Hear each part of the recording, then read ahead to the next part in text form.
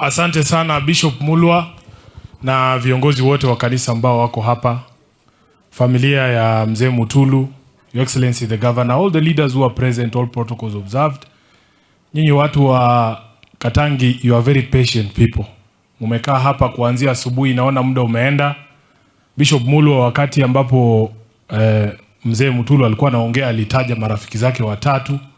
Tumeketi tumesikiza kanisa, ndio ilikuwa rafiki yake wa kwanza. Tumesikiza wana KNUT, rafiki yake wa pili. Sasa ni wakati wa chama cha ODM, rafiki wake wa tatu. Naomba ya kwamba nitachukua muda sawa na ule ulichukuliwa na kanisa, kwa sababu wana KNUT walienda sana. Bishop, niko hapa na viongozi wengi wa chama cha ODM, na sisi tuna nidhamu tofauti sana na nidhamu ambayo imeonyeshwa na wana KNUT hapa. Katika chama cha ODM, Chairman Mutulu atakuambia katibu mkuu akisimama anazungumza kwa niaba ya wengine wote. Nataka niombe viongozi wote wa chama cha ODM ambao tumeambatana nao leo wasimame ili muwaone tu, kisha mimi kama katibu wao nitawakilisha ujumbe wa chama cha ODM. Simameni tu. Wasije hata mbele. Hawa ni watu disciplined kabisa. Tuko na viongozi wa ODM kutoka nyanja tofauti.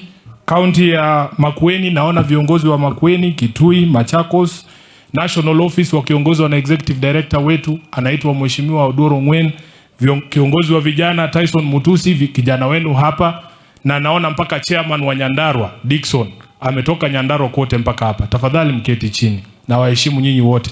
Mheshimiwa Mutulu, unapendwa ndani ya chama cha ODM. Unajua ni rahisi sana kuwa mwenyekiti wa chama cha ODM kaunti ya Kisumu. Ni rahisi sana kuwa mwenyekiti wa chama cha ODM kaunti ya Migori. Huko hakuna maneno. Hapa wako ndani ya mdomo ya simba. Mwaka uliopita ile wakati mwingine governor, tulikuwa na rafiki yetu anajiita Kavaluku hapa. Mnakumbuka Kavaluku? Kavaluku alikuwa anapeleka watu ya ODM bio sana hapa. Lakini huyu Mheshimiwa Mutulu alikuwa anasimama imara. Yeye anasema chama yake ni nini? ODM. Wakati huu tuko na rafiki zetu wa Wiper hapa.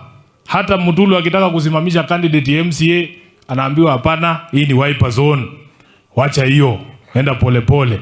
Na ndio kwa maana unakuta Mutulu anavinyiliwa, lakini yeye anasimama imara ndani ya chama cha ODM. Nataka nikutambue Mutulu specifically ya kwamba wewe ni kiongozi. Wewe ni kiongozi ambao tunaenzi, na kwa niaba ya chama kizima cha ODM, kwa niaba ya makao makuu ya chama, kwa niaba ya kinara wetu Mheshimiwa Raila Amolo Odinga ambaye alisafiri yuko Ujerumani lakini aliongea na wewe, tunataka tuseme pole sana kwa kumpoteza mke wako. Unaweza kujivunia sana kuwa mwanachama wa ODM. Kuna watu wamesimama hapa mbele, chama imewasaidia, chama ya ODM, lakini hawezi kusema. Watu wa NHIF wamesimama hapa wakaongea. Nilikuwa nafikiria watasema NHIF, wale wafanyikazi wako sasa, ule mtu alitutetea wakati mswada mpya wa SHIF ulikuja kwa Senate, ilikuwa Sifuna, SG wa ODM. Hawajasema. Nimeona hapa George Wesonga ako wapi? Nominated MCA wa Busia. Mnasema ni mwalimu wa NAT.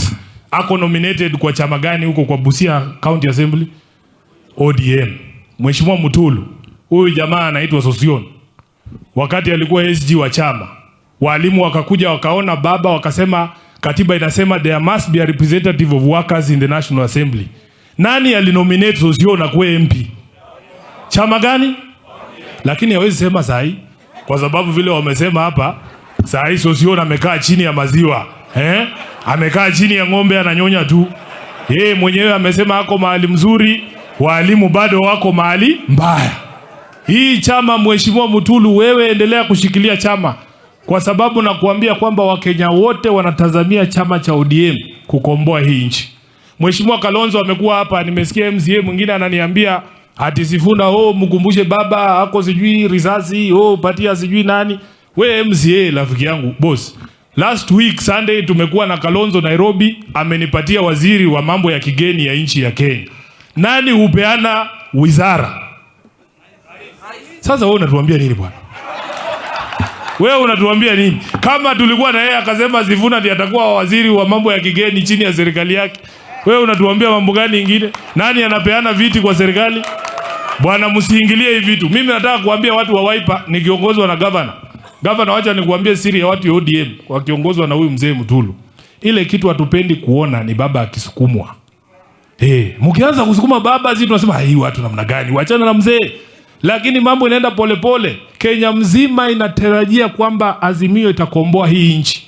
Na nilimwambia Kalonzo ya kwamba shetani asiingilie hapa katikati ati watu wakosana. Ukiona vitu ambavyo inaandikwa kwa magazeti leo hii, wanataka kutusambaratisha. Wanataka waingize fitina ndani ya Azimio. Sijui nani ndio kiongozi, nani atachukua baada ya baba. Mutulu, baba alikupigia simu akiwa Ujerumani. Ilichukua siku 10 kufika. Simu kutoka Ujerumani na simu kutoka hapa Nairobi kufika hapa Ukambani ni the same.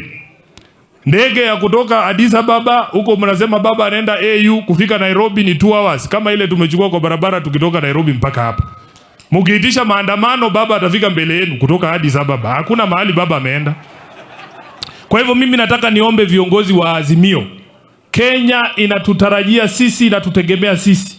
Msije mkakubali hawa ndugu zetu ambao wanaingiza hadithi ndani ya magazeti, ndani ya vyombo vya habari, eti kwamba kuna misukosuko ndani ya ODM. Hakuna msukosuko. Mimi na Kalonzo tuliongea, nikamwambia Kalonzo, wewe kaa tu hapa nyuma ya baba. Sisi watu ya ODM tunachukuanga instructions from only one center. Baba akisema left, tunaenda left. Akisema right, tunaenda right. Kaa tu hapo nyuma, mambo itakuwa mzuri. Angekuwa hapa angewaambia Sifuna aliwaambia. Mnanielewa nyinyi watu? Tunaelewana watu ya Machakos, Masaku tunaelewana.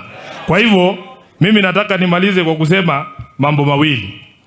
2027 watu hawatatafuta ule mtu wako na pesa. Uchaguzi ya 2027 si ya ule mtu mwenye ni mjanja. Nasikia wanatutisha, wanatuambia nyie hamna pesa. Hamjui kujipanga. Hii Ruto ni mjanja. 2027 wa Kenya wanatafuta mtu ambaye anajua kazi. Huyu mjanja kazi imemshinda. Na hiyo pesa yake kazi imemshinda. Wakenya wanalia, wanaumia. Sosio pekee ndiye yako sawa. Wakenya wanaumia, wanasema tunatafuta uongozi. 2027 hatutafuti mtu ambaye ako na akili mingi, tunatafuta mtu ambaye anajua nini? Kazi. Mimi nawaambia na nilisema Homa Bay, Ruto is going to be a one-term president because Wakenya kila mahali wanatuambia ile uchungu wako nayo, wanaazimio msijaribu kuextend hata na siku moja.